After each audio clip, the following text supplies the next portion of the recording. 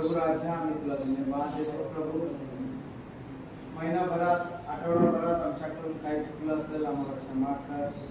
आमच्या विचाराने काही मनामध्ये विचार वाईट आणले असतील तर आम्हाला क्षमा कर. आमच्या डोळ्याने देखील आम्ही काही वाईट पाहिलं असेल तर आम्हाला क्षमा कर प्रभू. आमच्या हाताने आमच्या कानाने काय वाईट कृती केली असेल तर आम्हाला क्षमा कर. आमच्या पायाने आमच्या विचाराने आमच्या हर एक शरीराने काही वाईट कामं केली असतील तर आम्हाला क्षमा कर. बायबल सांगतोय गुन्हेगाराला तर एक मेमना आणून कापायचे, पाप झाल्याच्या नंतर तो पण निष्पाप मेमना लागायचा.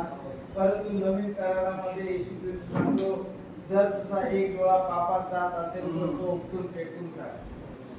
प्रभू त्याच्या अगोदर आम्ही पश्चाताप करतो.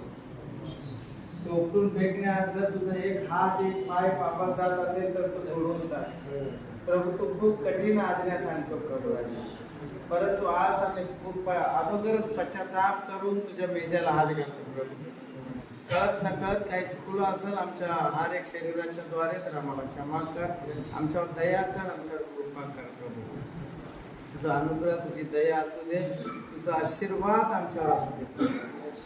व तुझ्या मेजाला तुझ्या रक्ताला तुझ्या शरीराला आम्ही हात घालत असताना आमचं शरीरातलं शरीर रक्तातलं रक्त शुद्ध कर प्रभू. जसं तू प्रेमळ होतं तसं प्रेमळ कर प्रभू. कितीही लोकांनी प्रॉब्लेम केले तरी आमच्यामधून प्रेम निघू दे प्रभू. कितीही लोकांनी आम्हाला त्रास दिला तरी आमच्यामधून प्रेम निघू दे प्रभू.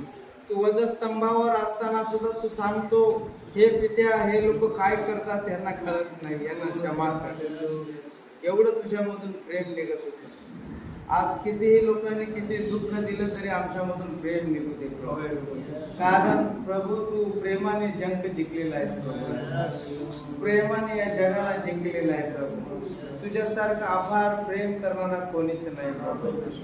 बापा योहान 3:16 मध्ये सांगतो देवाने जगावर एवढी प्रेम केलं, एवढी प्रीती केली की आपला एकुलता एक पुत्र दिला.